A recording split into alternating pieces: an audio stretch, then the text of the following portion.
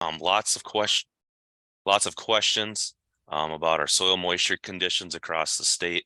So we're going to hopefully share some resources today that will help with messaging to your clients, help with decision making on your farm in the short term. But then also, what do we need to be thinking about next if we do not have some of that replenishing rainfall that we're hoping for soon. So the way this will work today, we will have 7 different presenters.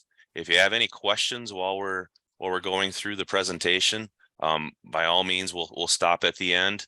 If you'd like to unmute and ask your question directly, please do so. Otherwise, you can feel free to use the chat function during the presentation, to put that question in there. The presenters will be able to stay on, depending on how their schedules are today. They'll answer some questions directly. If they don't get answered, we will grab those and make sure we get that answer back to you. So both Natasha and Sam are going to help out with the wrangling today. And as well with Chris, they'll be watching that chat and trying to make sure we get all those questions in. One other quick note that I wanted to share, we do not have formal CCA credits today, but you can self-report. Definitely reach out if you have a question on maybe how to do that. And we'll have a slide at the end. We're going to cover the entomology and the weed science concerns with dry, wet weather next week in the regularly scheduled Badger Crop Connect at the 12:30 timeline next Wednesday. We will be collecting some resources today as a presentation goes on, and we will package that up and send that out to you later on today. So thank you for joining today, and we're going to go ahead and turn it over to Joe Lauer, our corn specialist. He's going to be the first presenter today. Okay, thank you, Joshua. Can everybody see the slides?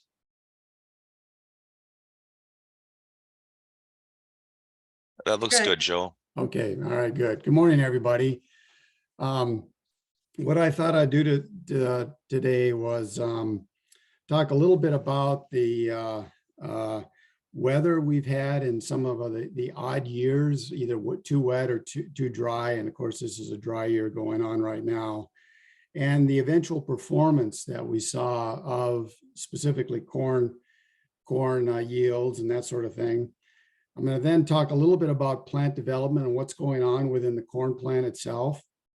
And then I want to finish up with just some field issues and ideas that we can look at in terms of management.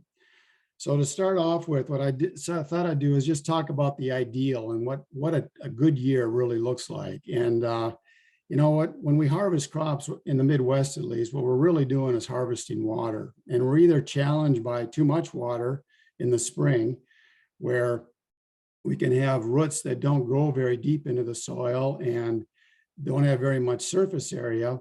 And really, when stress does come later on, which it oftentimes does during pollination, doesn't go through pollination very well. The second challenge, of course, is that pollination period for corn, when conditions are typically dry and hot in the middle of July.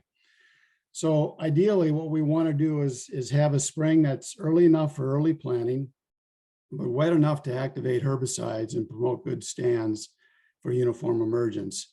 And with the exception of activating herbicides this year, I think we've had a pretty good planting season. As the summer goes on, though, what we really need is a timely rain, about 1 inch per week with lots of sunshine and temperatures that are comfortable for you and I.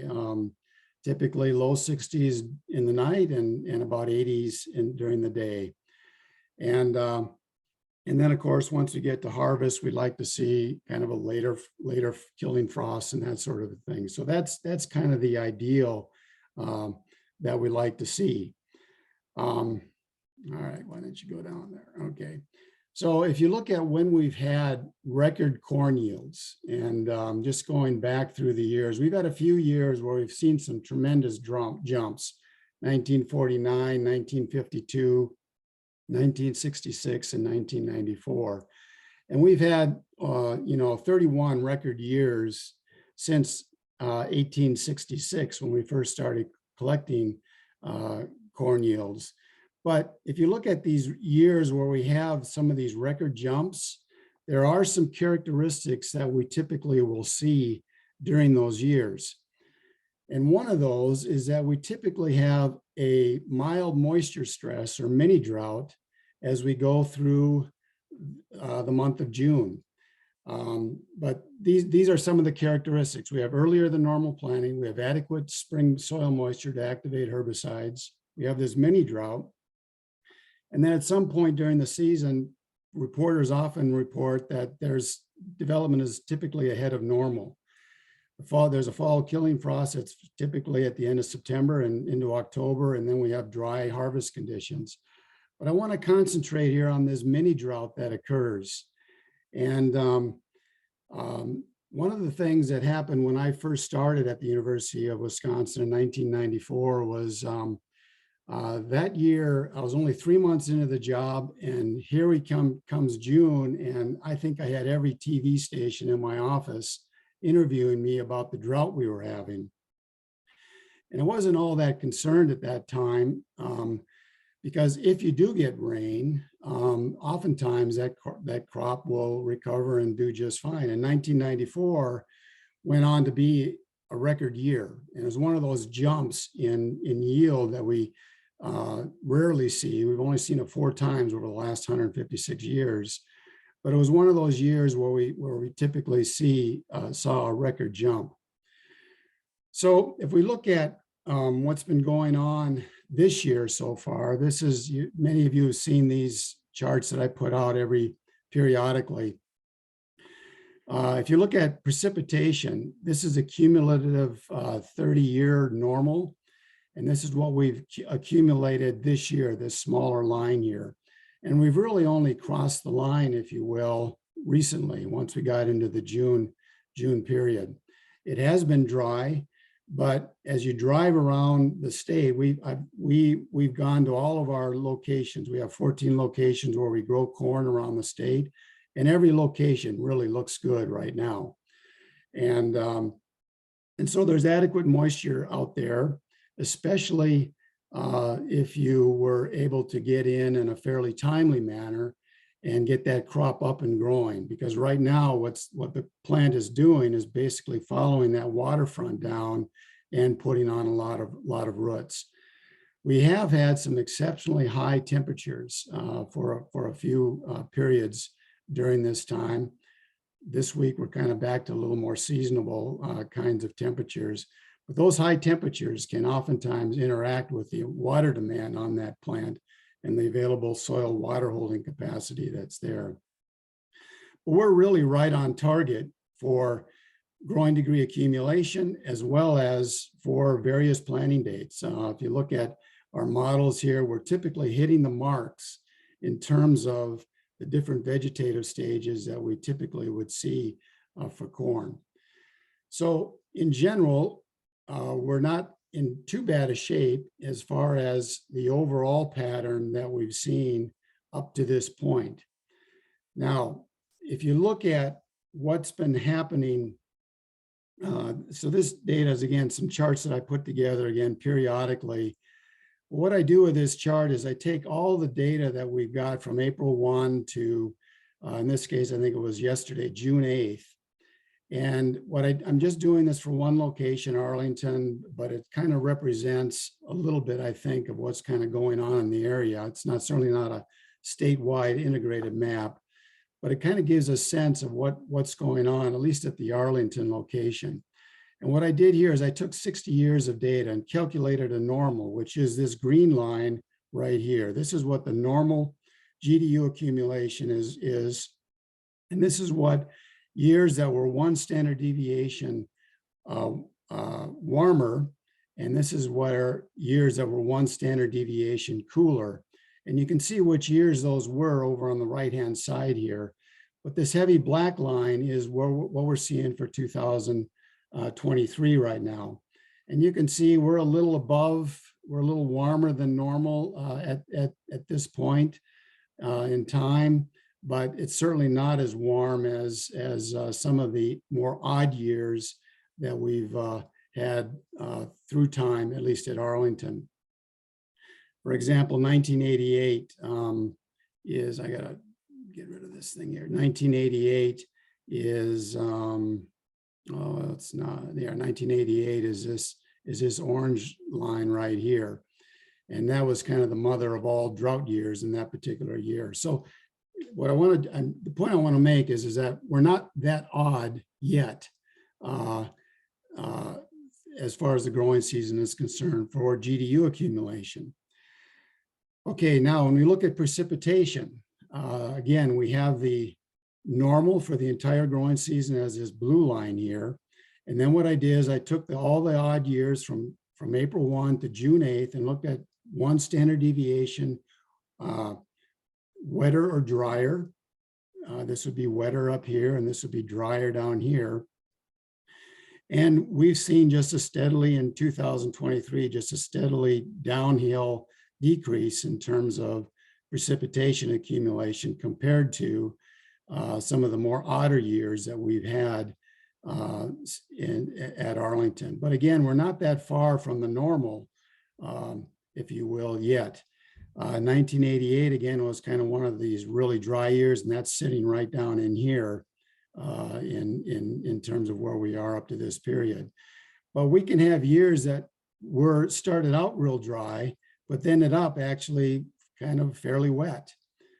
This year here is one of those cases. And likewise, we've had years that started out fairly wet and ended up fairly dry.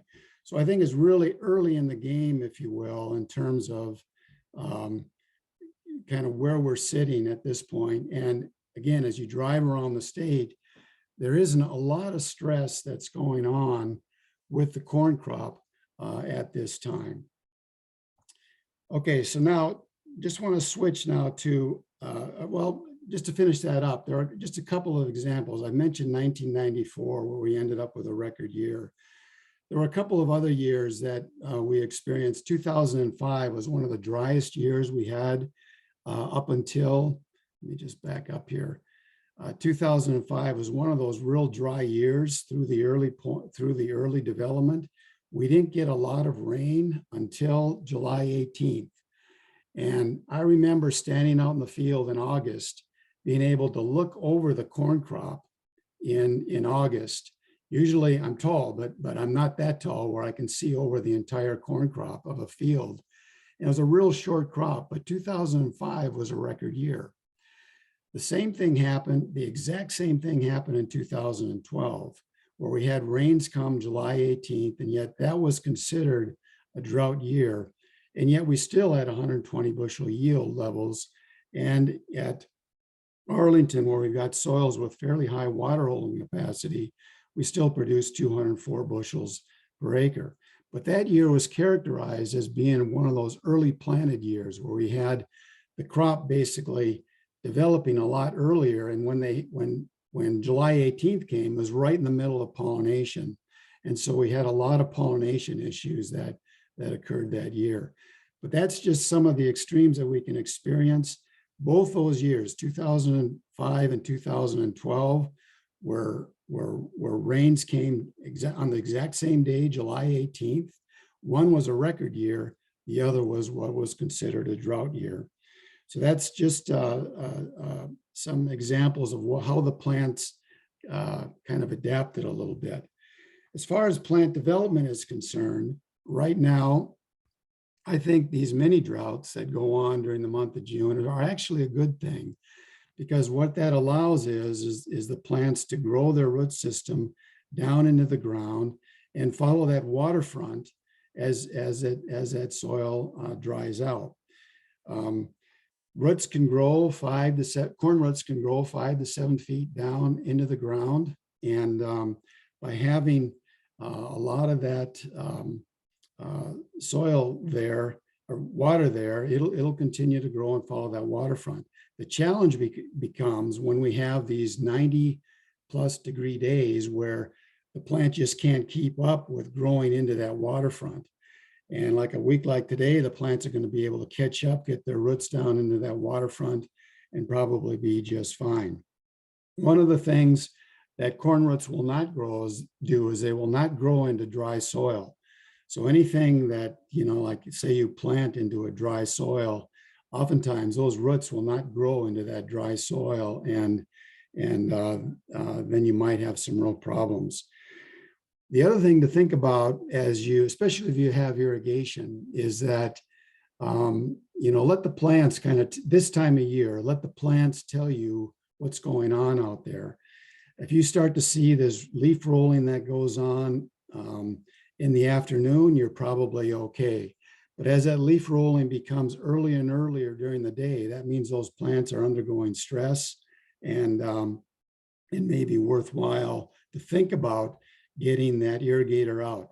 But this time of year, again, the more you can let those roots follow that waterfront down into the ground, the more roots will be in that lower part of the soil profile, which will be beneficial. So that's what we're seeing from just some things on the plant side. Now on the field side, again, if you got irrigation, this is where irrigation is going to pay for itself a little bit. But again, I would hold off a little bit about irrigating at this time. I think irrigating now to activate herbicides, putting on like a ½ inch would have been a wise decision 2-3 weeks ago, as herbicides were applied in the field, just to get good weed control later on. This time of year, though, again, what you're wrestling with is having those roots develop in the upper part of the profile versus following the waterfront down deeper into the soil profile. And again, a lot of this you can kind of let the plants tell you a little bit by how early that leaf rolling is occurring in the day. If it's occurring early in the morning, then it's probably prudent to get some water onto that field. If it's occurring later in the day, and by later I'm talking 3 to 5 o'clock in the afternoon, it probably you might want to hold off a little bit, but certainly a week or two before pollination, if we haven't had rain by that time, then those irrigators really need to be going to get good pollination and grain fill later on.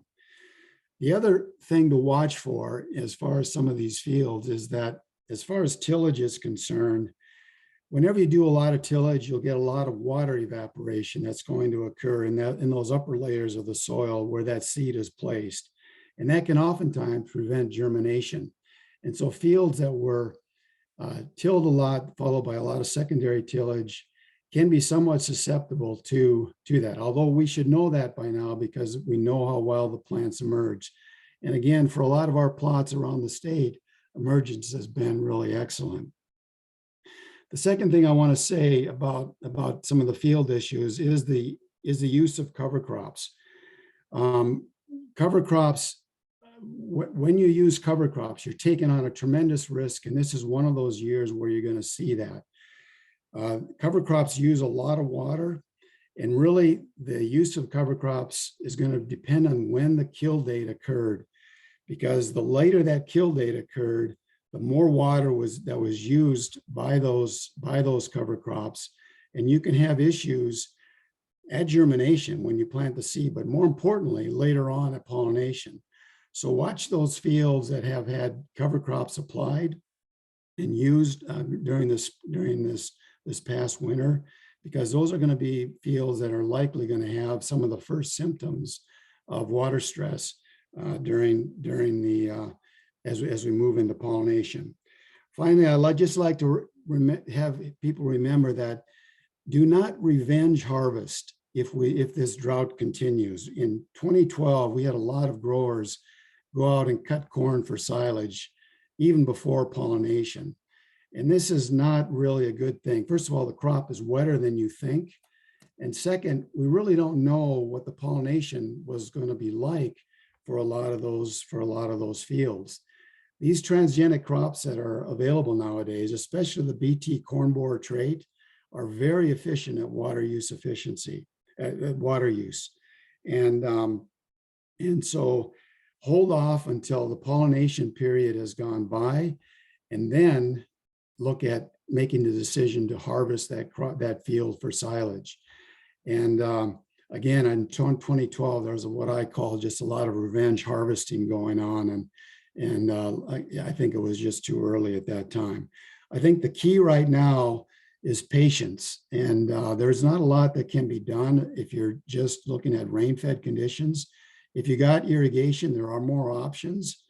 But again, we just need a little bit of patience as we go through this time. And I'm not at all concerned yet for yield. If we don't get rain in the next 10 to 14 days by the third week in June or so, then I'd need to be a little bit more, then I'll be a little more concerned.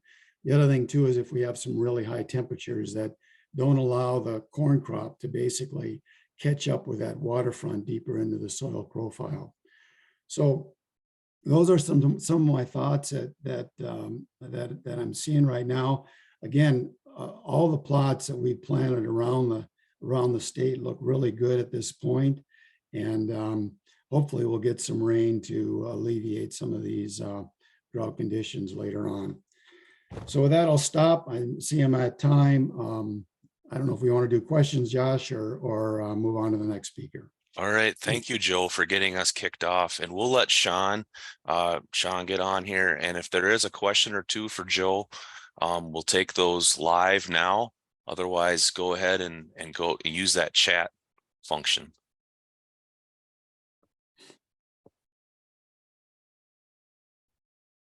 All right, Josh, do you want me to take off then? Yep, go ahead, Shawn. Yep. All right. Well, I'm not going to reiterate a lot of things Joe said. I'm just going to take some high level thoughts that may differ from corn a little bit on the soybean side of things. So here's a link, and I know Josh said they would send this out, but here's an article we posted yesterday, talked about the impact of early season drought on soybean yield. And this is kind of a follow-up to our article we wrote last week, which is a flash drought, cover crops, and dry dirt. And I see there's no soils peoples on here, so I can call it dirt and not get in trouble. So basically talking about which soybean seeds are viable. So I just kind of want to walk through a couple scenarios that we're going to be talking about here. I think the first one is scenario one, you were able to plant on time. Your soybeans are in that V1, V3 growth stage. I think the biggest thing to understand about the soybean side of things, as long as that taproot is in soil, you're just fine.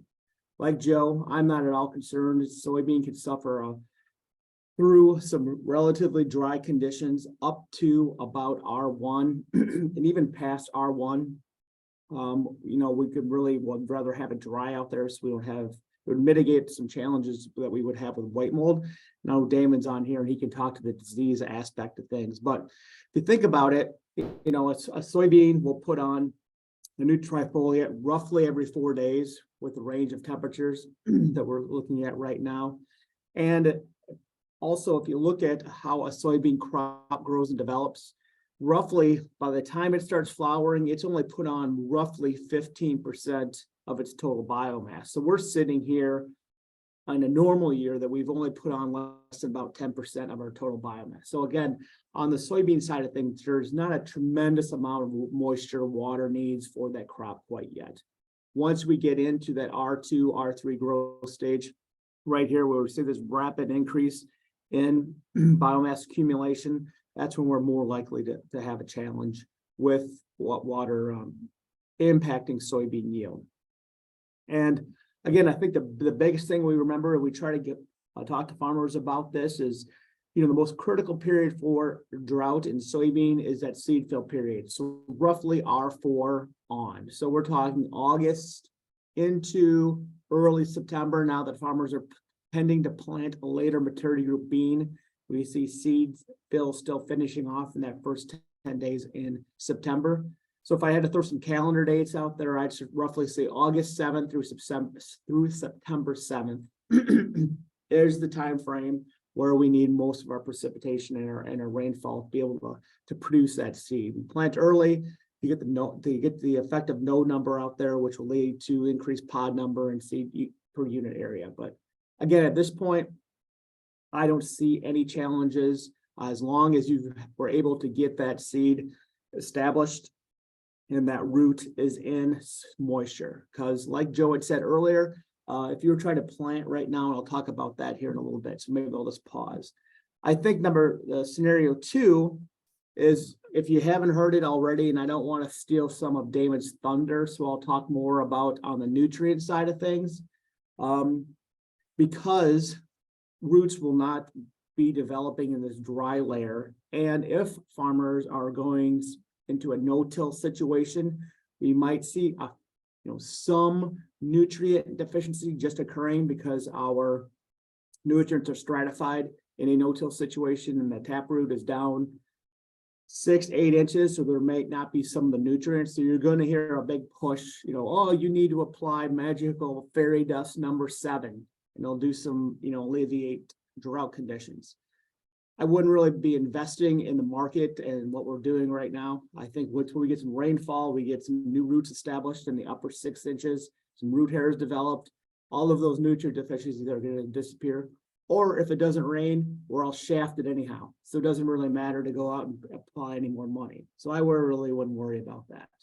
Then again, I'll let Damon get in trouble about talking about foliar fungicides on corn and soybeans right now. So I'll leave that up to him.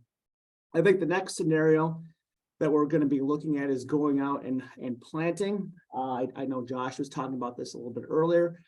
Basically, if you can go out there and you need to really figure out where that soil moisture is. If you're replanting because you planted in dry dirt, they imbibed water and died, or if you're just trying to get out there and plant for the first time for whatever reason, you really need to be able to get that seed into moisture. So if you can go out there and aggressively set your coulters, aggressively set your disc openers, to really, in a sense, plow a couple inches of dry dirt out of the way, make a deeper furrow, if you will, and then sink that bean as far as you can get down. If you can get her down 4 inches and get it into, an inch into moisture, have at it. I think given today's genetics and the soil temperatures we're at, I think with a good push, unless we get crusting, but we need rain to get crusting, so we're not going to talk about that right now. I think that's what I would do. The biggest challenge again is if you plant, say you go out and plant 1 inch deep, it rains this weekend, we get 3/4 of an inch of rain, that water trickles down, gets into the seed zone, seed germinates, puts that radical down, and all of a sudden it goes and then it hits that dry layer. As Joe had indicated earlier, our root will not penetrate that dry layer. So we'll just grow right along where that moisture is in that upper inch, and then as soon as that water disappears, that seed will basically die.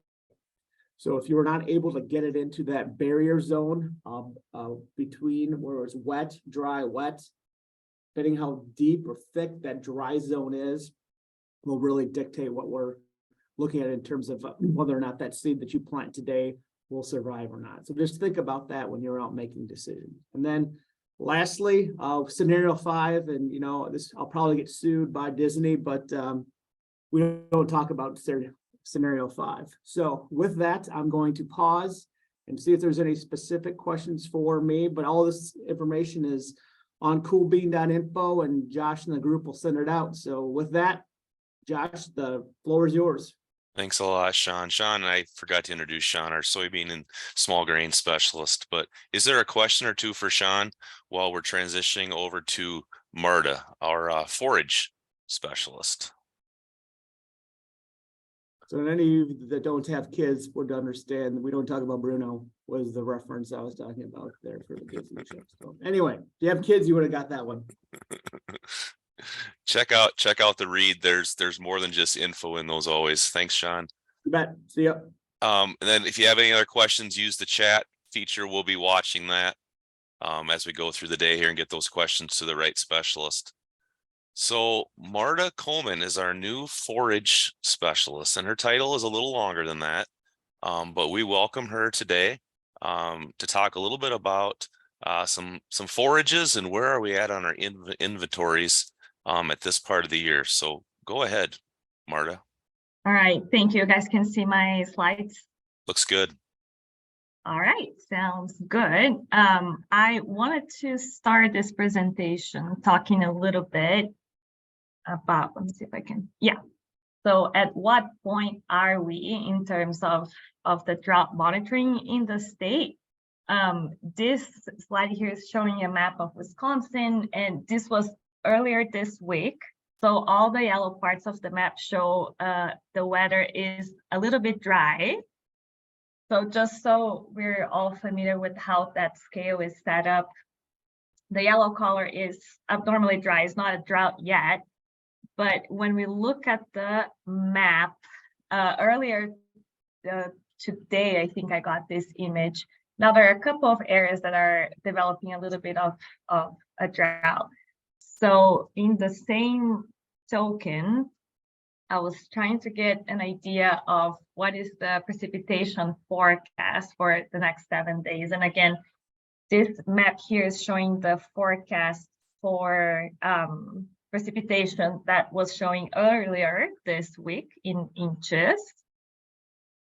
But earlier today, I was looking at the forecast, and it looks like the prediction is that we're going to have a little bit more rain. And the point I'm trying to make here is that these predictions and forecasts, they change throughout the week. Typically, every week there is a new map that's going to be showing what we can expect. So as we keep an eye out for what we are expecting for the future, it's good to check out those maps kind of frequently. And for the next 1 month, this map is showing that there might be a bit of a drought more on the south of the state, but not so much in the rest of the state. So I wanted to talk a little bit about what we can expect for alfalfa. So alfalfa is considered to be one of those crops that it's not necessarily drought resistant, but it can withstand quite a bit of limitation in water. Typically what happens is, as most of us know, the growth will slow down a little bit, so you might have a decrease in production. Typically you see smaller leaves, the plant gets a little bit shorter, and then the plants may also mature a little bit faster, so the quality of that alfalfa might reduce over time. So one thing that I wanted to get your attention to is I was looking through some other extension materials that were showing alfalfa sometimes delays maturity rather than gets mature faster. Most of the studies that show a delay in maturity, the drought was imposed on early stages of the plant. So if you see that, that's probably where that was coming from. But in well-established stands of alfalfa, if the weather dries out, the expectation is that the plants will mature a little bit faster.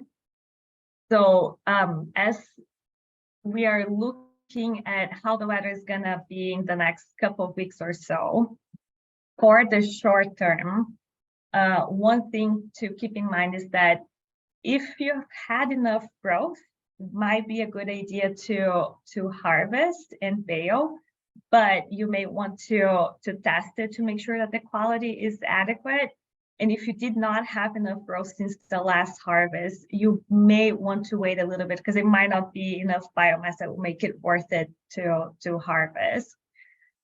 If the rain normalizes after the dry weather, if the plant grew a little bit and you didn't have time to harvest it, that growth might be very low quality. So you may need to eliminate that growth and not bale it, and then allow it to grow with better rainfall, where you're going to have enough biomass and quality for the plants. So if the rain normalizes, which that's the expectation, is we're going to have a little bit more rain coming up.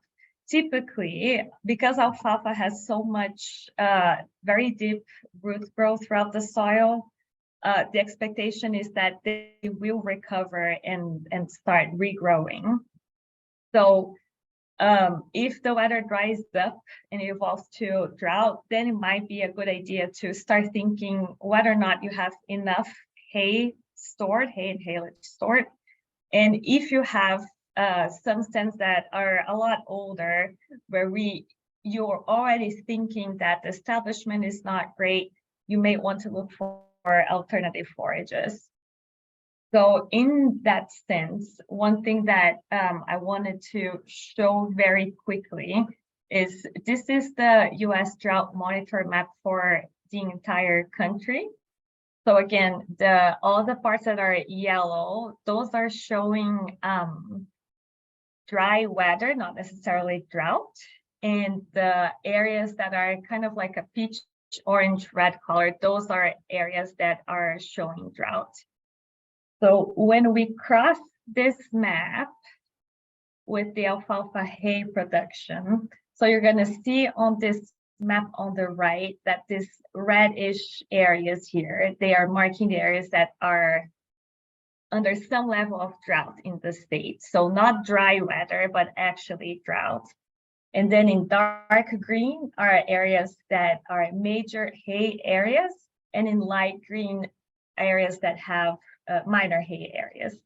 So currently at this point, around 25% of the alfalfa acreage within the country is affected by some level of drought. So one thing to keep in mind is that we know that availability of product is a big driver in price. And also, if there is less available hay, what might happen is not only the price might go up, but also the quality might go down. So this is a good time to get an idea of how much forage you have and whether or not you might need to store some more. And definitely get some test results for hay to make sure that you are keeping the quality adequate. So moving forward, a couple of tools, and you're gonna get this link later today, but it's important to continue to monitor the conditions to have an idea of what to expect. So in this site here, you can, this drought.gov site, you can select a location, you can look at what is the condition for the state in the drop-down menu, or you can also go here and look for commodities, so you can get an idea of how drought is affecting different grains, including in hay as well. And there's this other website here, and you're going to get this link later, where you can look at livestock and forage, and you can take a look at the map and how is the weather affecting what is going on currently at the federal level. So moving forward, what to do? One of the things to do is, again, as you monitor the amount of forage that you have for what you need in the coming season, keep an eye on the hay market report. And also, just a second. Sorry. I lost my link.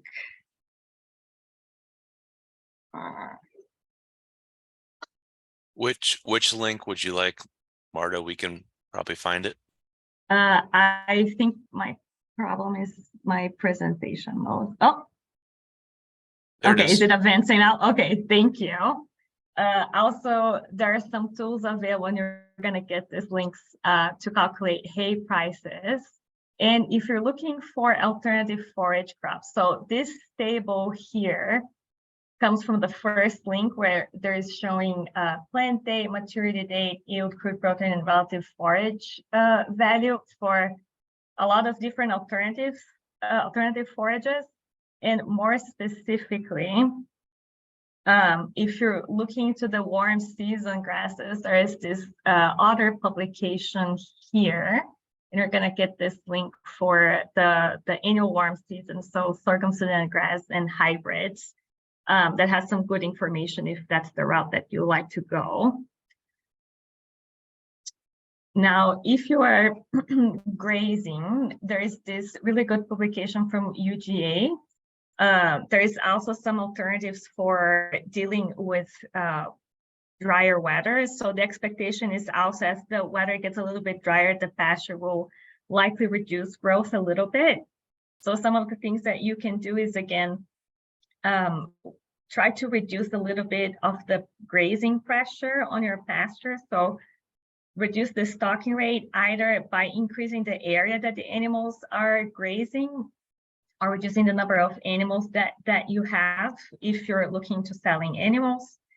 It might be a good idea if you haven't done this in a while, but make a priority list of your animals so that if by any reason you may want to sell a couple of animals, depending on price and etc., to adjust that stocking rate.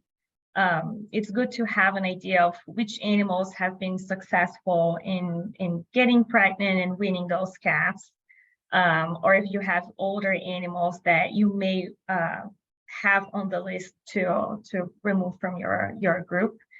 And then again, if you're looking at how much forage you have stored and you have a couple of questions whether or not you're going to need some more hay, I strongly suggest testing that hay to make sure that, or other feedstocks for that matter, to make sure that you're keeping the quality where you want. And again, continue to monitor the situation. And that's it. That's what I have. Perfect. Thank you, Marta. Lots of good areas to think about as we're, in this transition zone, trying to get some ideas on our inventories. Any quick questions for Marta? One or two questions while we're transitioning over to Dan. Josh, we have a couple questions in the chat. So Go ahead. it was with a month of southerly winds, we've had potato leafhoppers infest new seedling alfalfa. And yesterday I saw many in established fields. Drought conditions tend to favor true-spotted spider mites and the severity of soybean aphids. Are there any other pests that weather favors that we need to be aware of? I'll be honest, I don't know actually. I don't know if anyone else who is part of the group now would have some thoughts on this. Joe replied that we would want to look out for European corn borer, but we will have an entomologist on next week, so you can direct some of those. We can make sure that we talk to her a little bit about leafhoppers then. So There may be a county or regional agent on too that maybe wants to take that question on, at least in the short term. Awesome. All right. Thank you very much, Marta. Appreciate it. So we're going to move on to Dan Smith next, a regional nutrient pest management specialist. Dan agreed to talk about soil fertility management in dry weather conditions. So Dan, the show's yours. Thanks, Josh. So we're going to cover quite a bit on nitrogen today, and then I'll have a few other thoughts to share. Please put all the comments and questions in the chat. I'm sure there's going to be many of them, and we can have further discussion. So how dry is the soil? This is something I talked to a couple of my colleagues and a couple other agronomists about this week, because at Lancaster, we actually have really good soil moisture at 4-inch depth. We're seeing incredible root growth right now, but in other parts of the state, that's not the case. So we've already mentioned the USDA reports a couple other times. So I'm not going to go into the detail, but the synopsis is from earlier this week, 22% is very short in the state for soil moisture. 42% is short. I would say we're probably in the Lancaster region that short to maybe even a little bit adequate area, depending on what kind of soil type you have. That soil probe is from yesterday at Arlington. That's almost a foot deep. Very limited soil moisture at a foot deep in Arlington. Again, when I say limited, that's not a really defined term, but it is much different than the probes I was taking at Lancaster. So drought, I'm not going to say the word drought. I think it's too early. The data from the USDA tells us, though, that just the lower portion of the state is struggling a little bit more than it was a week ago. So we are moving into that D2 or D1, I apologize, D1 moderate drought range. Hopefully we get some rain this weekend. I'm going to stay very positive and very optimistic as an agronomist. We have to. The photo on the right there is from some research plots that I have. You can see the amount of dust in the background. That corn was planted 3 weeks ago. There's also alfalfa interplanted into that. The alfalfa is not up yet. So if we planted at the wrong time, a little bit later than what our recommendations would have said, the crops are starting to look a little bit tougher. As far as nutrient management goes, remember that soil fertility is only a piece of the puzzle. If we have a lot of competition for weeds, this is going to be much worse. If we have insect and disease issues, this is going to be much worse. So we have to manage this as a system. Obviously, moisture is going to be a huge factor, but then if we have other compounding factors, adding more nitrogen is not going to be the solution this year. It's also going to be really important that we think about this holistically and try and go after these problems systematically, that we can actually eliminate, say, our weeds, and then we can start addressing any other issues that we have depending on what our fields look like. We also have some stand challenges I've seen in southern Wisconsin, completely unrelated possibly to the dry soil conditions, but some possibly are related to the dry soil conditions outside of the scope of this talk. But be scouting for that. If you're thinking about that you have a really tough looking field, maybe there's more than one thing going on. Moving more into the soil fertility, remember that our yield potential is like water in the barrel. The nutrients or the staves in the barrel are the limiting factors. Where the water is going to run out are going to be the lowest nutrient points. So if we have low phosphorus and low potassium, they're going to be our limiting factors instead of nitrogen. So we have to address those issues long term, obviously. But if we're seeing some nutrient deficiencies like we are starting to see, Josh Camp showed some great photos of that earlier this year that I'll share later on. We're starting to see some phosphorus deficiency surprisingly this year too. So the lowest stave is going to limit yield this year. Water obviously plays a huge impact in this, but it is a compounding fact as well if we have some other struggles going on the landscape. So moving into nitrogen management, this is where we're going to spend the majority of our time. A lot of producers are thinking about side dress nitrogen. Probably a lot of side dress nitrogen has already gone out based on from what I've seen. Urea and UAN volatilization losses can be significant. These are going to occur when we have high temperatures, which thankfully not all over the state has seen, but we have seen some pretty decent temperatures in the southern half of the state. No rainfall, which is pretty widespread. Elevated soil pHs though, so this is going to be regional. Again, maybe in northeast Wisconsin, we see a little bit more uniform higher soil pHs than we do in southwestern Wisconsin. But that's a huge factor, soil pH. We're managing farms with soil pHs greater than 7. This is going to be a much higher concern. Relative humidity, 50 to 90%. I've been taking some relative humidity measurements for some other projects this week. I haven't gotten to 50%. The highest I've gotten is 43. And in fact, the lowest I saw was 19%, which is really dry for Wisconsin in summertime. So that's a good point. Low soil organic matter and clay content, or CEC. This can be a factor. This again, on our sandier soils, this isn't really as relevant. So that would be our main contributor to low organic matter, but clay content's certainly an issue that we need to consider in Wisconsin.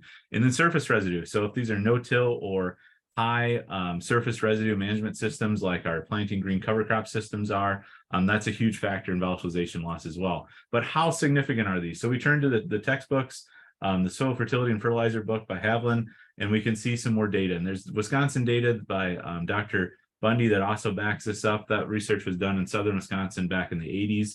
And we can see volatilization losses here on this chart from different nitrogen sources. More than likely, we're going to be working with soil pHs less than 7.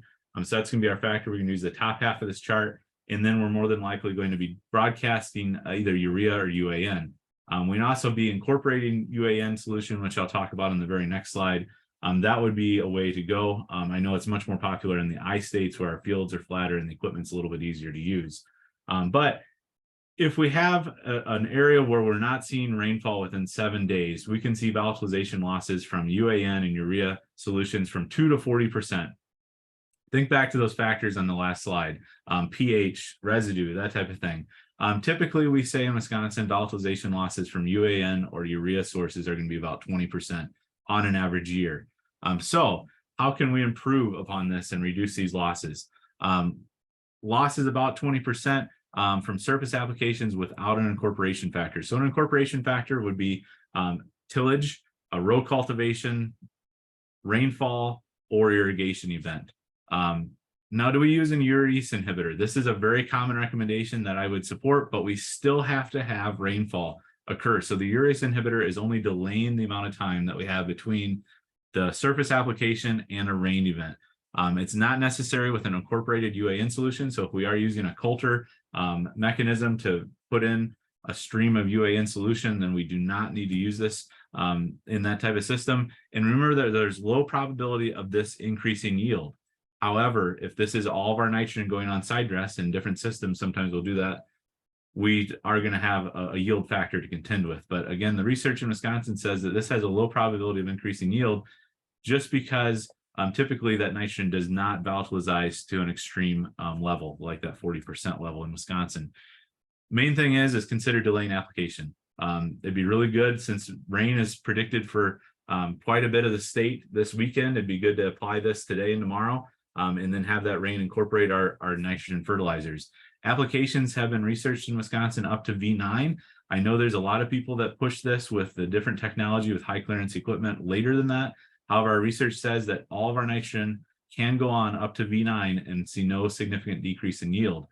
That is assuming that we did have 40 pounds up front in a starter fertilizer. So this is not a worst case scenario by any means. What about manure and nitrogen credits from legumes? They're still fully available. We're going to see some stress because of that moisture in our environment, and the nitrogen cycle could even slow down a little bit because our microbes are moisture and temperature dependent. The temperatures are there. Our soil temps are 60 to 70 degrees right now. However, the moisture is limiting factor, so those microbes may start essentially going to sleep for a little while. But again, I'm not too concerned about that. Count on those credits being available. This is not a time to question that. Phosphorus and potassium management, some better news. Great photo from Josh Camps. He sent over about a dozen of these. I've seen some phosphorus deficiencies. This again is linked to some plant stress. It's not anything that I'm going to get too excited about. We also see this with sulfur occasionally early on in the season. And it's due to root development, typically with sulfur deficiencies that just haven't reached the source yet. So it's common to see a few isolated cases of this. I haven't seen this widespread. In Wisconsin, we have great soil test phosphorus levels. They're excessive on many cases, but not a huge concern. But if we are going to think about harvesting more alternative forages or harvesting corn silage instead of corn grain, we're going to be removing a lot of potassium. And that's going to be something that we really should be considering, because overall in the state, we do have some potassium deficient soils, not deficient plants, but deficient soils in our soil test ranges. Fractured soils, this was a great point from Chris Clark, and I believe she got it from Kevin up in Northeast Wisconsin. This photo is from Calumet County Land and Water. Fractured bedrock. You can really see these areas, I've been told right now, before first cutting. These are direct conduits to groundwater. We do not want to be applying nutrients to these soils. We want to be avoiding manure being applied to these soils during this time, because that fractured bedrock essentially is a direct pathway right into the groundwater. And then finally, we're irrigating more possibly. I know that we're probably going to have more irrigation take place in southern Wisconsin than on an average year. People will be using those irrigators that aren't always necessary for us on silt loam soils. If you have nitrates in your irrigation water, there's a nitrogen credit potentially. So if you irrigate 4 inches of water and you have 20 parts per million in your irrigation well, which is high, but not unheard of for an irrigation well, that would be 18 pounds of nitrogen that you can credit. So that's something to really consider and use to your advantage, especially since that nitrogen credit's worth about $12 to $13 per acre in that scenario. So there's light at the end of the tunnel. I'm an agronomist. I'm always positive. I always tell my wife when there looks like to be a dead plant in our yard that there's still potential that it's going to come back to life. So we have to stay positive here. It looks like we're going to get some rain. This is the Lancaster forecast from weather.gov. I'm pretty optimistic. I saw again last night that looks like some areas in the state could get 1 to 2 inches of rain. Not necessarily the case for the southern half, but again, let's stay positive and really work with our clientele to manage these for a positive solution. If dry weather continues though, carryover nitrogen and carryover herbicides are going to be an issue, but carryover nitrogen we can test for this next year using a pre-plant side dress nitrate test. It's a 2-foot sample, not a ton of fun to take, but it is significant. In dry years, we see very significant amounts of nitrate carryover that remains stable and usable in the soil. And then finally, a last bonus slide, give some time back to the other presenters. Don't interseed if it's dry. If there is a chance that we are going to get some rainfall and soil moisture conditions rebuild and we move out of that extremely short range, then we can resume interseeding. And we've interseeded up to V7, V8 before with the equipment that we have without an issue. So those excited about cover crop interseeding like I am, let's hold off for now. It's not a year to do it. The chance that you run is that you get a little bit of rain and the cover crop becomes very competitive with the corn crop. So with that, I'll hand back my time and take any questions and work through the chat. Looks like we got a lot of chat messages. So. Hey, Dan, thank you. Really good points. Thanks for covering a really broad topic and keeping it concise. One that I think we should try to answer here sooner than later. There was a question about manure application. Here we go. Growers asking about putting manure on grass alfalfa fields. Do we need to be concerned about burn on the next crop? There's a lot of variables there. I'll have to look at maybe the exact question will provide a little detail or follow up, but I'm not concerned about that this year. I would say it's too late to apply to first cutting by now from the amount of regrowth I've seen. We want to be making those manure applications when the alfalfa is relatively small to avoid injuring the actual alfalfa plant itself. But as far as seeing burn, I'm going to assume that this producer has liquid manure. I would be a little bit more concerned about that with these hot, dry conditions. But with a box, a compost manure, no. With a liquid manure, I would do that sooner than later. So if we're seeing a lot of regrowth, again, I would be cautious. All right, that question's in the chat too, Dan, if you want to send a note, to follow up on. Lots of things going on in the chat. We will capture all that. The chat will print for us at the end, and we'll make sure we share all that out in the email. So thank you for being on board here with our fast-paced and extremely resourceful talk. I'm going to share or send it over to Steve now. Steve's a climatologist with UW-Madison. And I think Dan needs to stop share if possible. There we go. Steve's a climatologist, and he's going to give us some ideas on, the seasonal weather patterns and what we can maybe expect. So thank you very much for joining today, Steve. Thank you, and welcome this morning from the State Climatology Office. I'm the director, and I'm going to be talking today about the weather and climate ingredients that have contributed to this emerging drought in Wisconsin. So Marta touched on this earlier, and I'm going to underscore it. This is the latest U.S. Drought Monitor map that just came out this week, and it's showing a quite remarkable pattern that about 90% of Wisconsin is now designated as abnormally dry or drier. And what's significant about that is the change that we've seen in 1 week. So a week ago, 2/3 of the state was abnormally dry, but notice that none of it was moderate drought. And now we have 1/4 of the state in moderate drought. And more remarkably, if we go back 2 weeks ago, we saw virtually nothing. Not even abnormally dry anywhere in the state, essentially. So this is a really rapid change in 2 weeks, and it has the characteristics of a flash drought when these things come on very suddenly. Now, Wisconsin is no stranger to drought, of course, but it has been strange pretty much for the past decade. This time series goes back to 2000, and we saw quite a few years in the first 10 or 12 years of the millennium when we saw pretty significant droughts, the most important of which, the monster one, was 2012. More recently in our memories, we recall 2021, which was a fairly substantial drought year as well, lingering into 2022. And what you see here is just this very sliver at the end. We're just barely into it. So I'm going to move ahead showing an overlay of where we are at present.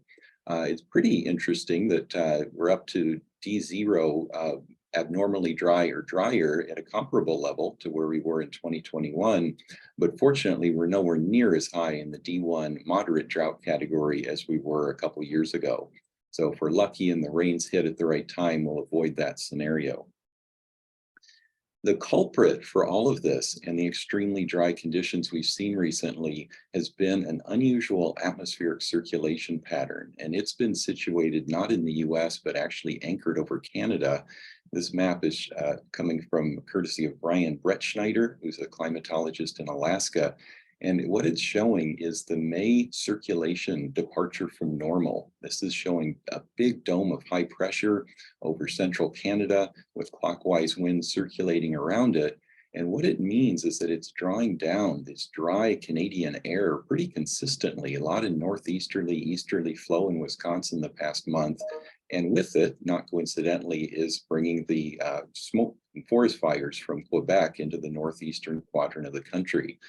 What this means for us, though, is that because we're getting this prevailing flow pattern, anomalous flow pattern, we're not getting the usual Gulf moisture coming in, which we normally do in the late spring and early summer. So that's what we need to change. But this has been the pattern that's really been responsible.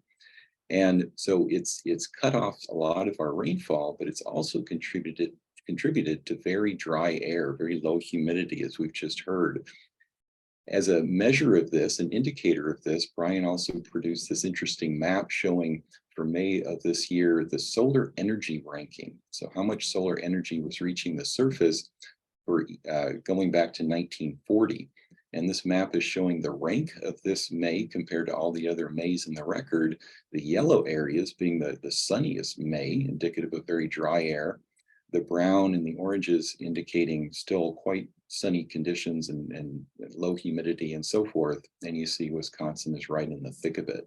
So what's contributed to the rapid drying of our upper soils and vegetation is not only the lack of rainfall, but also the very arid air masses that we've been experiencing. We're not alone, as that map indicated. This is showing where we rank in statewide precipitation for the month of May around the country. And there's been a handful of states here that have been in the top 10, but notice Wisconsin is top in the country. This is the 4th driest May on record, even more impressive than some of these other states. So quite remarkable, even compared to other parts of the country. But if we concentrate specifically on Wisconsin and look at the long historical record for May precipitation shown here, we see a lot of variability, just natural fluctuations, some Mays wet, some Mays dry. But here we are in May of 2023, only about 1.6 inches average statewide. You have to go all the way back to the big drought year of 1988 to find a drier May. And before that, you have to go all the way to the thick of the Dust Bowl in 1934. So what we've experienced is really actually historic, but I'll show one of the reasons why it's not worse is because of what happened preceding May. Just to show that this dryness in Wisconsin has been really all prevailing effect everywhere in the state, not just one area. This is showing for each climate division the percentage of normal rainfall received during May. See the upper northwest area, only about 1/3 of normal rainfall. That's just gone into D1 drought. But really the most coherent area of low rainfall during May was the southern third of the state, which is mainly the area that just went into D1, less than 50% of normal rainfall everywhere. It's also been warm, at least during the day. This is the last 30 days departure from normal for daily maximum temperature. We see all the reds indicating warmer than normal daytime temperatures. Very typical of a dry air mass. The air heats up a lot during the day, but then fortunately it cools off at night. So it's been very comfortable. But you see that except for areas right around Lake Superior, the whole state has had some very warm days typically in the last month. And no surprise, this is the 30-day, past 30-day percent of normal. So now we're getting into early May to early June. And we see, especially now, the emergence of very dry conditions over the eastern third of Wisconsin as well, but really only around the state line with Illinois and a little bit Minnesota are we seeing places that aren't showing very dry conditions of late. Now, this is an important figure because it shows one of the saving graces right now. And that is what I'm calling weather whiplash when it comes to precipitation. This is showing the precipitation departures from normal for each month going back to last fall in November to May of this year. And what you see is this really surprising pattern. We had month after month after month of wetter than normal conditions starting in November and consistent through April. And within that, we had the wettest winter on record in Wisconsin and the wettest start to the year from January to April. And that has really helped us in terms of the subsurface moisture, even though we flipped and did an about face in May. Of course, as I said, the 4th driest on May, driest on record. And that has relevance for the surface soil moisture profiles. The near surface conditions shown here in terms of percentiles put together by the nationalsoilmoisture.com is showing a pretty extreme conditions. They're kind of different from what we've been hearing earlier today. I'm curious people's thoughts on this, but that data are showing that the browns and reds and oranges, areas where only 10% or fewer years have been as dry or drier than the current situation at 20 centimeters depth. And you see that's pretty consistent throughout the state, but especially here in the Northwest. Fortunately, those the preceding wet months prior to May have meant that the soil moisture profile for the upper meter is actually pretty good according to this model data. And it's showing in many places quite good soil moisture at depth, with one exception being the far southeast. And then finally, quickly, the stream flow conditions reported by drought.gov is a real mixed bag. Plenty of areas showing normal stream flow, some areas in orange below, but then other areas are above. So this may be a situation where the base flow is still pretty good because of the earlier wet months we had, and really only the lack of surface runoff of late is starting to show up a little bit. And then, as Marta talked about, we do see some signs for hope on the horizon in terms of rainfall. This is the 7-day estimate of rainfall from the National Weather Service as of yesterday, with hopeful signs, especially in the northeast part of the state, showing an inch or more expected over the next week, much of it coming in over this weekend. Where we really need it is in the southern third, which is a bit of a mixed bag, and the northwest looks like it's going to miss out for the most part. We look out a little longer, next week and to the following week, we see these estimates that will likely see warmer than normal conditions over the central part of the country, including Wisconsin. That's not great news in terms of ET. But where we do see some signs of hope is with the precipitation outlook. So there's no signs at present that going from, let's say, next Thursday to the following Thursday, we'll see, especially dry conditions, near normal chances that we'll see pretty typical June rainfall. So hopefully this will be a good sign that things will at least not deteriorate, even though we need above normal to make up for the moisture we lost during May. And then finally, I'm going to make a plea that we really need your help in terms of these drought or abnormally dry conditions over the summer. There's a couple ways you can report on the ground conditions, which is really helpful when we fine-tune the U.S. Drought Monitor for Wisconsin. One of them is the Condition Monitoring Observer Reports, or CMOR, put together by the National Drought Mitigation Center. So you can go online, either website or on your phone, and then submit information about local conditions. So this is an example I got from Douglas County for this week. Subjectively determined moderately dry, how long the person's been there, when was it most recently like this, and so on. So you can be as comprehensive or as brief as you want, but having a good picture on the ground is really useful. Similarly, if you're part of the CocoRoss network, this is collecting rainfall data through citizen science. If you're part of that network, you can not only report the amounts of rainfall, but also similarly the condition reports, as this example for Brown and Washburn County, mildly to severely dry, and then some subjective information about dusty roads, how the leaves or lawns are looking, and so forth. So all of this is helpful. And the reason I bring it up is because in spite of the drying conditions over the past 7 days, there's fewer than 20 reports coming from the whole of Wisconsin. It's actually pretty good coverage in terms of being reported all over, but not nearly enough reports, especially in some of these areas that are quickly drying, like the South Central and the Northwest. So we do encourage you to participate in that if you'd like. And then finally, I'll leave you with some drought resources. This all-in-one monitoring site from drought.gov just became available in late April. I find it super useful, and many of the graphics from today came from that. Wisconsin State Climatology Office, we've got the website and a Twitter handle. Crop progress and condition weekly reports you're probably aware of, and then the CMOR and CocoRoss. So I will end with that and turn it over to either questions or the next speaker. Perfect. Thank you very much, Steve. Is there a question or two for Steve from the audience live before we go on to, we're going to have Paul present next. There was a question from Gene early on about what will it take to move this omega block off the Midwest?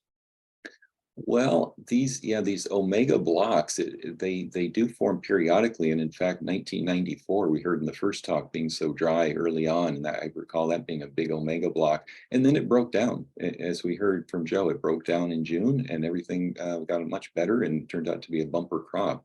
So these things are, these systems can reinforce themselves, as we saw in, say, 1988 or 2012, but also they can be somewhat random in terms of just random weather variability. So the fact that we're not looking at especially dry conditions for a week to 2 weeks out is indicative that hopefully this omega block will not persist much longer. Another question? All right, well, feel free to use the chat. I see our presenters are staying on, and we really appreciate that to help follow up with any questions. Let's keep going though, I think, and then maybe we'll have a little extra time at the end for any questions. Paul, if you want to start sharing, definitely go ahead. Paul's one of our agricultural economists, and we're very happy he was able to join today. Oh man, can you guys see it? Not yet, Paul. Okay, this has happened before. It keeps quitting on me. God damn it. All right. Edit.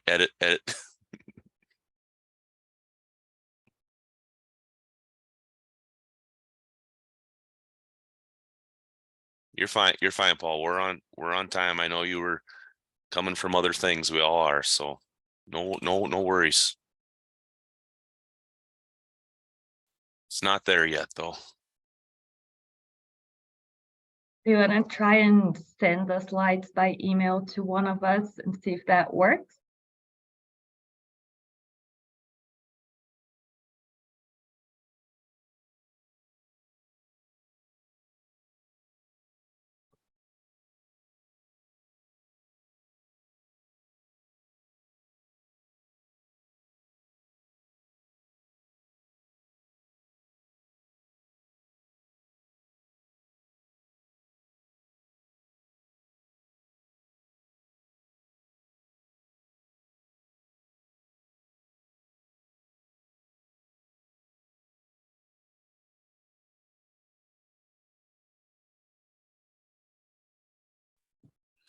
Paul, you may be muted.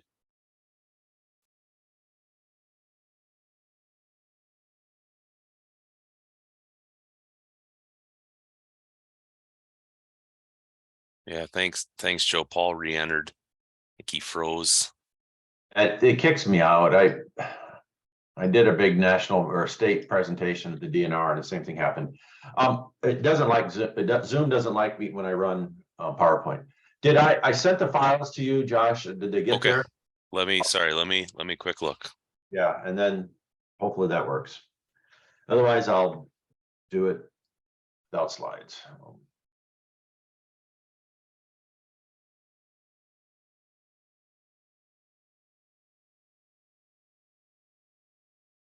They're here, Paul. Let me just get them.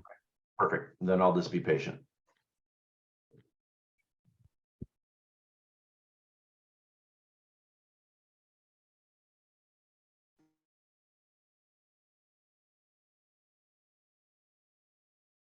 Is that working for everyone?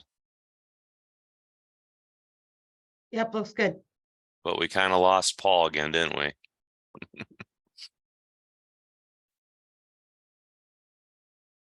I think while we're waiting, since we had not all of our speakers, but several, Yeah. I think I'm going to launch the poll for today. If you guys, everyone who's participated today could provide us some feedback, we would really appreciate it.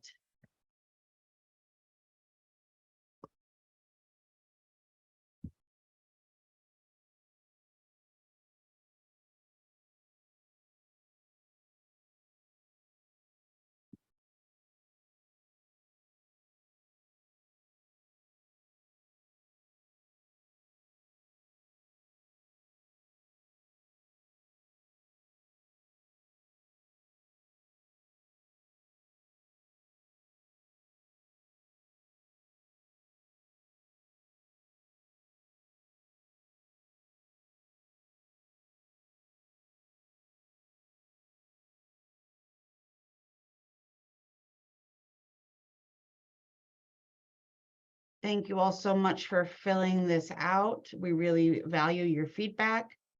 I see the responses are coming in, and I think Paul is back. Paul, are you? I'm not turning my video on. I'm going to use the Josh drive. Okay. All right, that works. That works, Paul. We'll let people kind of finish up the poll, but we will let Paul get started, and bear with us here. I'm going to try to hit the right timing when Paul wants me to go on. So the floor is yours, Paul. All right, thanks, Josh, for helping out. Sorry, everyone, for the messing around with Zoom. All right, yeah, I'm just going to kind of do the talk about crop insurance and drought. Sorry, I wasn't on earlier, so some of this might be repetitive. Josh can just move it along if it is. So go ahead and get started, Josh, with the next slide. So the season is far from over. It's not time to panic yet. With time in the range, we're still going to make a great crop. Even if we get a drought, most farmers in the state, at least 75 to 80%, are going to be insured. So from the financial side, we're going to have, there's a floor, and it's not time to panic. And then Congress seems to always have when there's a big issue, Congress generally steps in and passes some disaster bill. If there's a forage issue, a lot of times USDA makes emergency forage rules. So it's far from time to panic. So that's keep calm and don't panic is what I would tell people right now. So go ahead to the next slide. You've seen this. I'm guessing someone's already showed it. This just came out here yesterday for the Monday, but you can see there's the state. If you go back just a week or two, it was nice and white, meaning no big issues here. So definitely drier in the southern third at least. And so the next slide, please. These are the latest reports. This would have came out on, this is for the 4th of June, but what you can see there is most of us, everything's planted, 90+% is planted, things are emerging, 75% of the corn is up, 2/3 of the soybeans is up, so we're in good shape. And so this is our crop condition. Now this is what the markets like to watch. I'm only looking at Wisconsin here. And normally the markets like to look at what's good to excellent. And so on the right side there is corn, the major crops, corn, hay, oats, pasture, soybeans, and wheat. This is the last 3 weeks of what proportion of our crop and of that crop is in good to excellent. So you got the June 4th one, then you got May 28th, and you got the May 22nd report. Corn has been at 72% the last 2 weeks. They didn't have one 3 weeks ago because there wasn't enough there to bother with reporting a crop condition.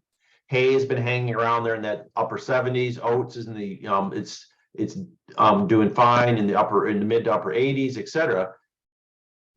People generally don't look at the poor to very poor, and that's what's on the left side there. They can see this is percent of acres, and so for May 22, nothing to worry about in corn. 1% is in the poor to very poor on the 28th.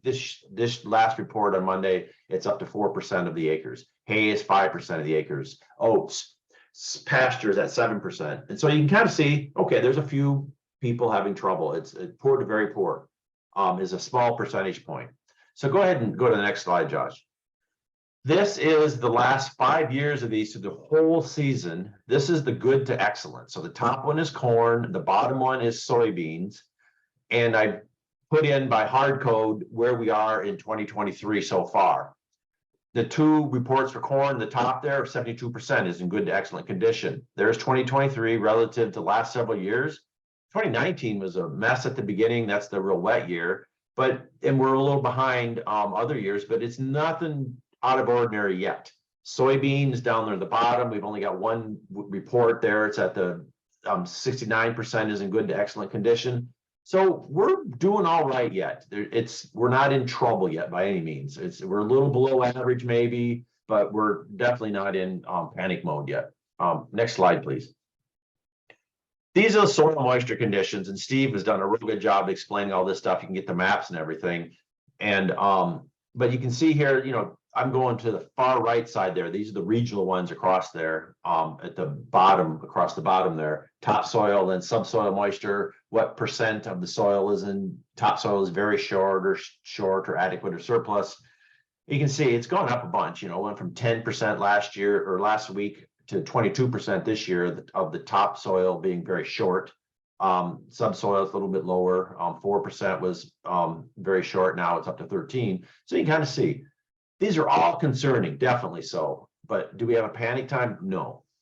So that's my thoughts there. Go ahead to the next slide, please.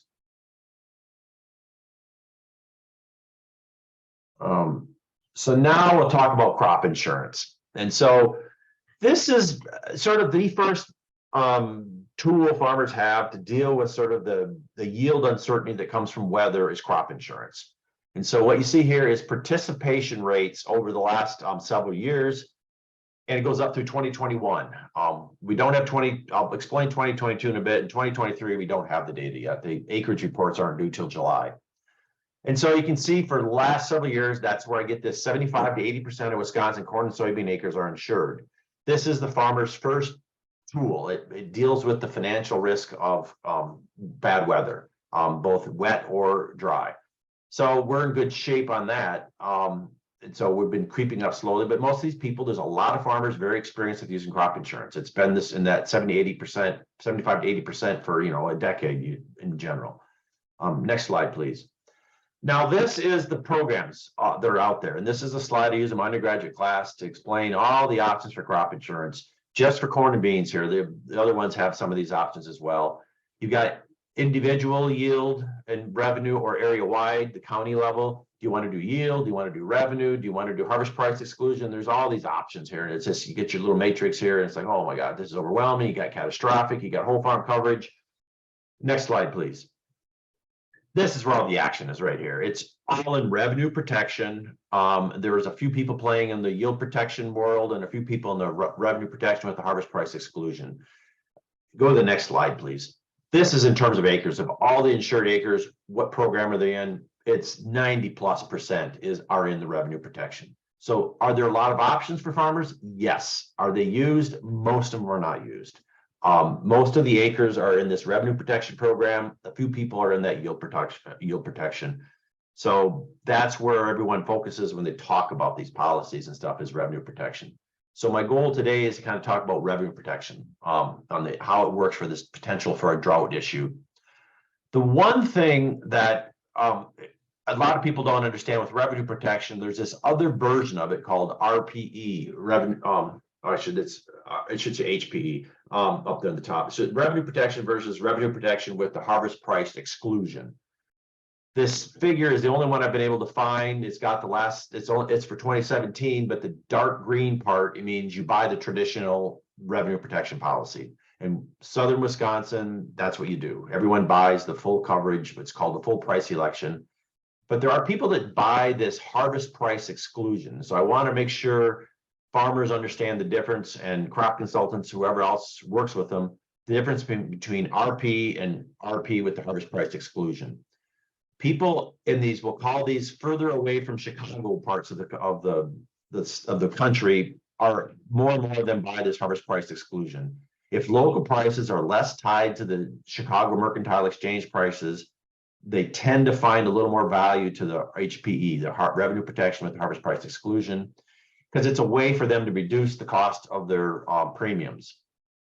My concern for this year is that prices were high, so people bought insurance. We saw I didn't put the data up, but 2022 had a major drop in crop insurance participation in Wisconsin. We went from that 75 to 80% to like 88, 90%. The RMA even said 93% of acres were insured in 2022.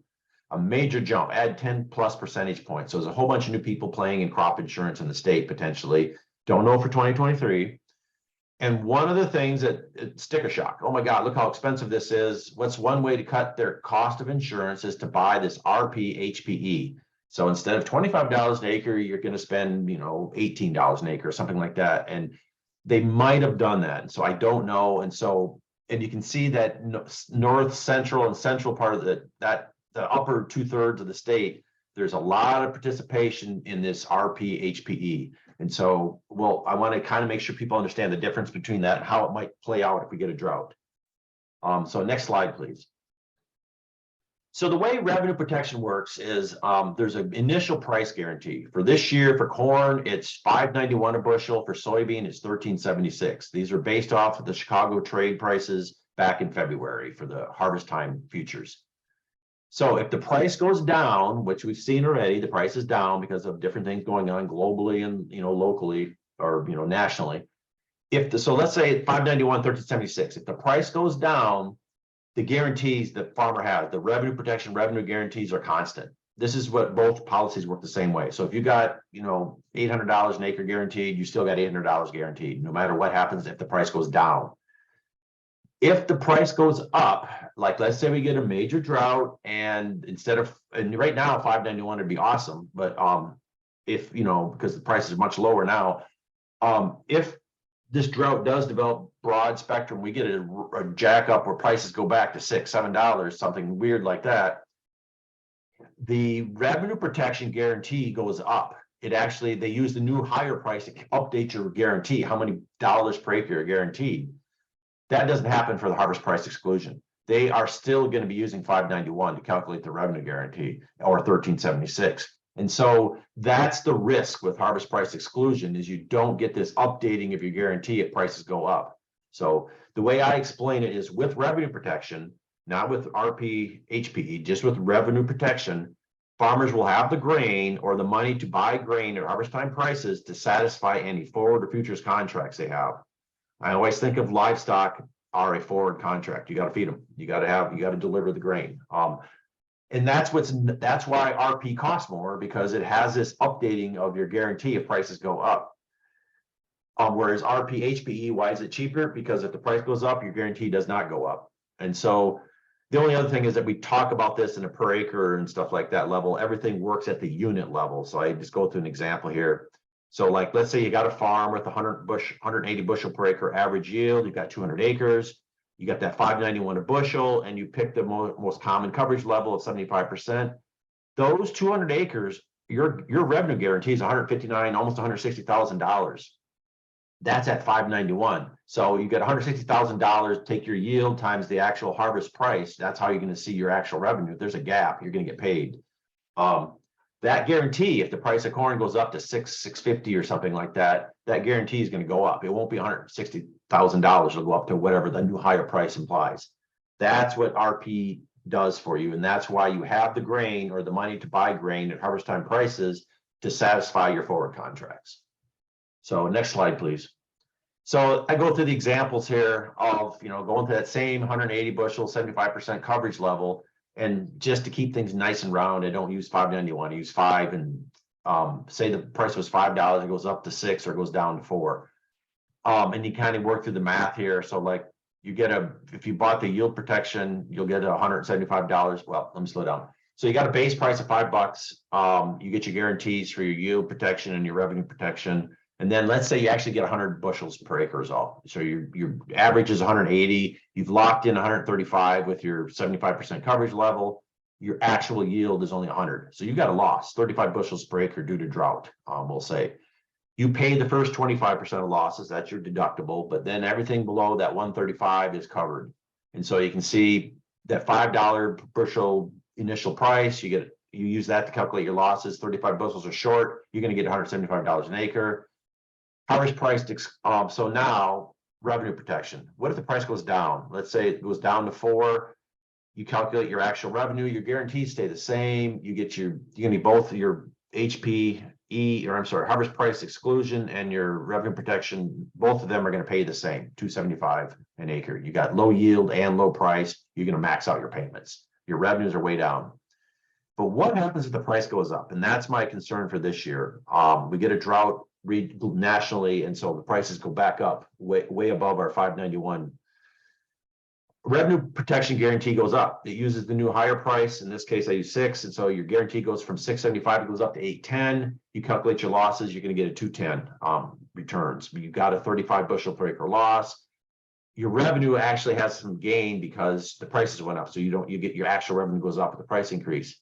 The person that gets hurt the most is the one who bought the RP with the harvest price exclusion. Their guarantee doesn't change, but that new higher price is used to calculate their actual revenue, and so they get less payment. They only get $75 an acre. That's the worst case scenario with RP, with the HP harvest price exclusion, is you have a low yield and the price in the markets goes up. That's where you get the worst off. And so that's my concern this year. Go to the next slide, please. So most acres are insured, have been for several years. So most farmers are experienced with crop insurance. They understand how it works for them. They know what they're doing. They've done this before. The data seem to show a big jump in participation in 2022, 10 plus percentage points. Did it happen in 2023? I don't know. We don't have the data. But it implies there's many new farmers with crop insurance who are inexperienced. They may not know if they even have RP or RP HPE because they might have been sold HPE to save some money because that sounded interesting to them. They might not understand this price updating thing. And so if we get a true drought and the price goes up and we have a lot of low yields in the state and the market price is above 591 or 1376, those farmers that bought HPE are going to be was a little bit surprised is what's going to happen. They're going to be watching the neighbors who bought RP getting larger indemnities than they are. The main thing I always tell farmers is always communicate with the crop insurance agent. They are the first one who has to explain all these things to you because they're the one who sold it to you. So they will help you understand how their policy works, which prices you have and which policy you have and how if the prices go up or down. But in general, farmers are insured. We've got a lot of new inexperienced farmers who may be a little confused about this RP, HPE thing. And so we'll have to explain it to them. And they could be very surprised if we get a big drought and prices go down or up, I'm sorry, and yields go down. But I'm not panicking yet. That's what we'll say. I think there's plenty of time for the rain to come and things to get back to normal. The only other thing, if things do go bad, there's always that forage thing. And again, we got a bunch of new inexperienced farmers. If they insured their corn for grain and they want to use it for silage because they got to talk to the crop insurance agent. So I just want to repeat that one. The general thing, if anybody's a crop consultant and or a extension person, tell the farmer to connect with their crop insurance agent, have him or her sort out ask them the questions. They're the official one, but you can do it yourself if you want to talk to them. So that's questions or comments from there. We got something in the chat here. Yeah, question from Katie. Paul, I think that'd be a good one to take a couple minutes I to see answer. it. Yeah. If you've got the hard, dry soil, because prevented plant, normally it's for wet weather. Usually it's a no-brainer. You just say, yeah, too wet. If you're getting it because of this hard, dry conditions and stuff like that, they often are going to want a local expert to justify that. And that's the popular ones are local agronomists, but more often extension people. You don't have to do it, but if you feel comfortable that there's a reason for prevented plant was because the soil is too hard, you can do it. You usually provide a letter. In years past, sometimes the state specialists for the crop and the issue and the question have provided sort of a draft, and then county or regional faculty can use that if they want for the regional specialists. If you have this situation, you're uncomfortable, but you want to help, feel free to reach out to me. I guess I would say Joe Lauer and or Shawn Conley, and we can put something together for you. Otherwise, do what you talk to some of the more experienced extension faculty, the non-professorial ones. I don't know what to call you guys anymore. The outreach specialists at the state level who aren't on our extension fund faculty. Talk to some of the more experienced agents, faculty. They might be able to help you on that too. But it is a legitimate thing if you want to, but they need somebody to say, yes, this is a legitimate cause for prevented plant. Follow-up questions to that question or another question for Paul?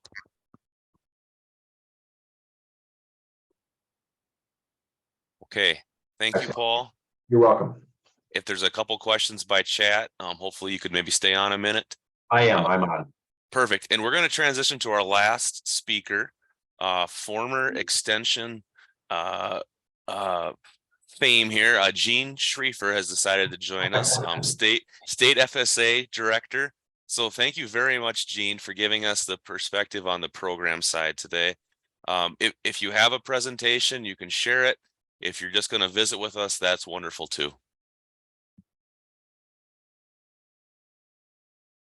Well, good morning, everyone. Can you hear me, Josh? Yeah, sounds good. Okay. I don't have a presentation this morning, and I just joined here a little over half an hour ago, so hopefully I don't cover things that you've already heard. I may reinforce a few things. I thought I would begin just looking at what it takes from the federal side to get that drought declaration if this thing persists. If we don't see this blocking pattern go away and we continue to be dry throughout the rest of the growing season, then what? FSA, USDA has two primary methods to get into a drought designation or a declaration of drought status. One is called fast track, and the other is a secretarial declaration. Fast track is an expedited process that we just monitor the drought intensity based on the U.S. Drought Monitor. So that's a key piece of information for us to determine when certain areas, certain regions of the state are experiencing drought. From an FSA perspective, to get that fast track trigger, a county has to experience 8 continuous weeks of a severe drought. And severe drought, according to the Drought Monitor, is D2. If at any point in that time an area drops into D3 or D4, that's an automatic trigger. We don't need to wait for eight weeks. If at any point in that 8-week time, let's just say at week 7, county gets a little bit of rain, it might drop out of D2 back into D1. The clock starts over again, which is unfortunate, but that's the way the rules are written. But we also have that second designation, which is the secretarial designation, and we actually used this last year.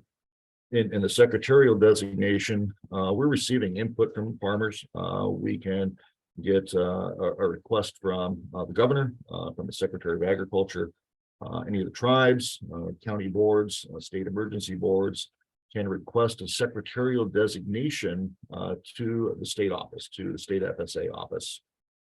To qualify for a loss in a secretarial designation means that at least one crop in that county has to experience a minimum of a 30% production loss. If that can be documented, that's what we would send up to the federal level and pursue that secretarial designation. Now, I want to clarify that the 30% production loss is not a requirement if we go the fast track route. So we don't have to document quite as much. We just base it on the Drought Monitor. An example of the secretarial designation is what we did last year. We were watching drought in northwest Wisconsin. There was a period of time where it dropped in and out of D1 and D2, but it was still excessively dry. We checked with our county offices up there. We checked with our farm loan staff. And then we also followed up with Joanna Newman out at River Falls to see what conditions were like out there. We pulled all of our documentations together and then put that up the chain. And we did get a secretarial designation of drought last year for that part of the state. In other years, southeast Wisconsin down Racine, Kenosha has gotten similar designations. So that's the process to get there. When we have a secretarial designation, that's not an automatic trigger for our emergency livestock assistance program or a livestock forage program, because those two, the way the ruling is written, is based on drought severity, which then falls back to the Drought Monitor. We have to do a few extra hoops to get through to get those two programs available for producers to use. So the Drought Monitor, very important, and understanding how that works is good. I appreciated the comments from our state climatologist. The challenge with the Drought Monitor is we get 5 inches of rain. Well, we might have gotten 5 inches of rain in 24 minutes, or it might have been 5 inches of rain in 24 hours. Those have 2 different impacts on farms, and we have to kind of ferret out that impact on what the local conditions are. And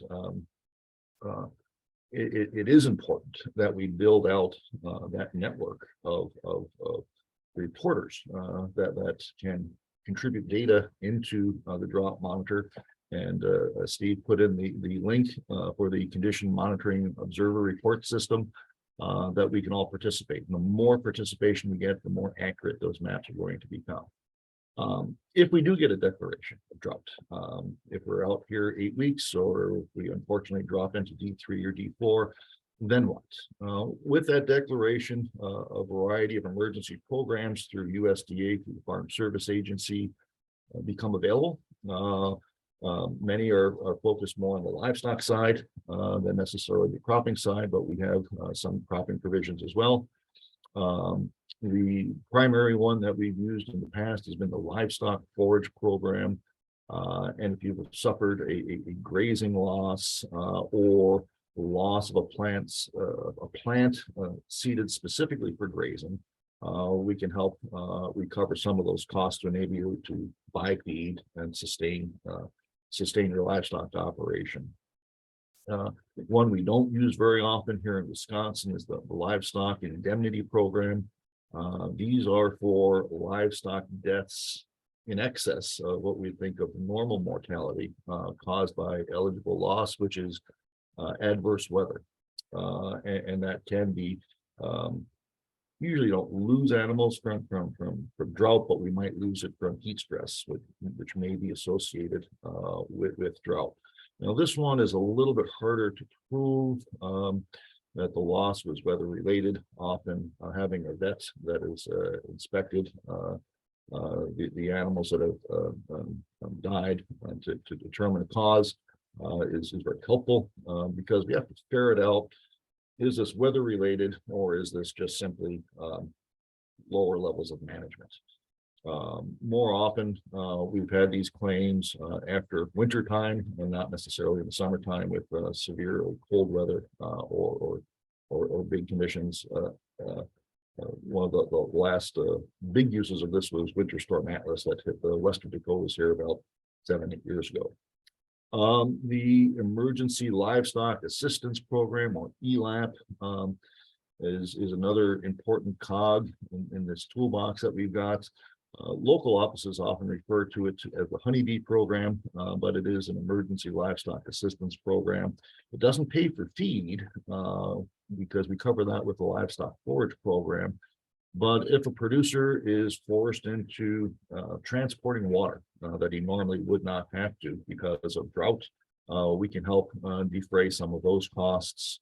If he is out of pastures or out of feed and they have to haul feed to the livestock, we can help defer some of those costs for that declaration of an eligible drought. And in some cases, a producer may be forced to move their animals somewhere else.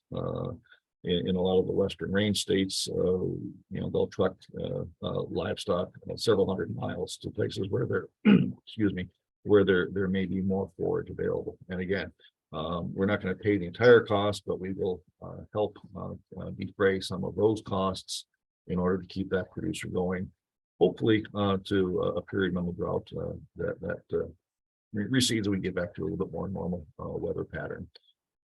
In addition to livestock support, we also have access with a drought declaration to emergency farm loans.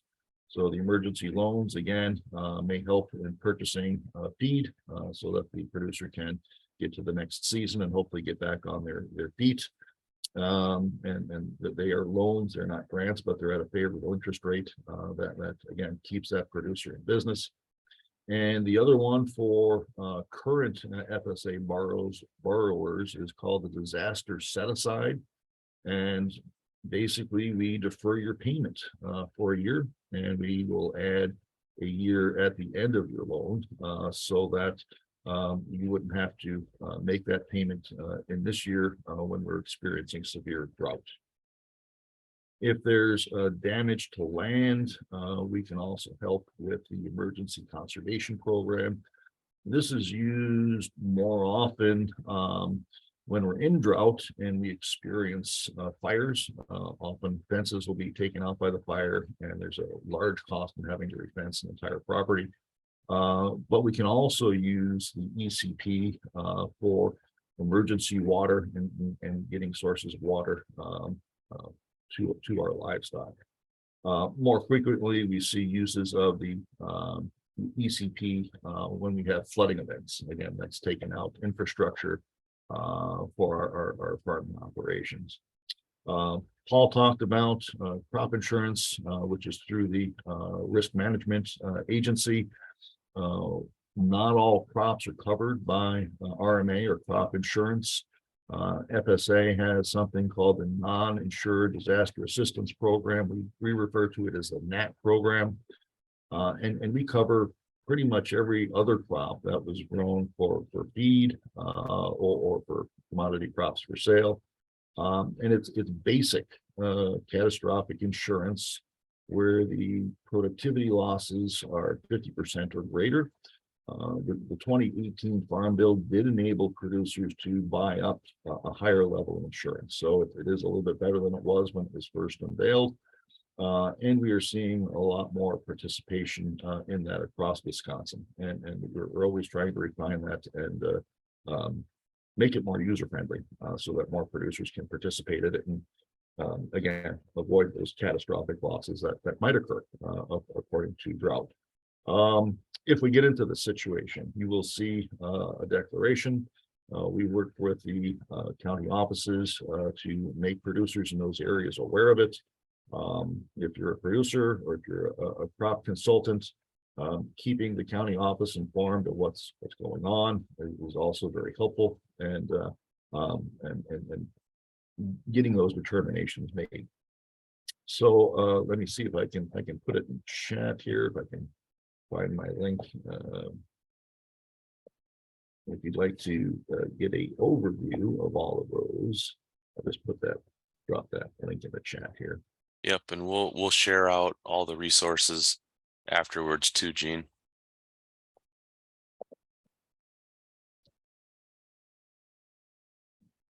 Probably didn't cover the hyperlink.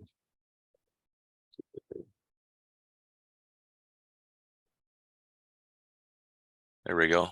Good. Question did come in, perhaps for somebody on the call today. But what about the availability of water for irrigation, specifically water that's been designated, waters of the state?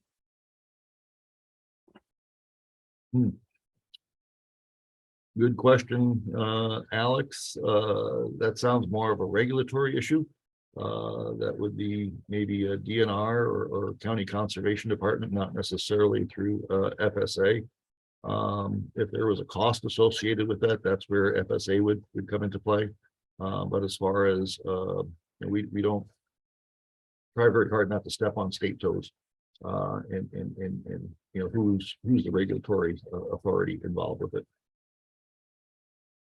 Yeah. Anyone else on the call that is comfortable commenting on that? If not, we'll work on that, Alex, for you and get a as good an answer as we can.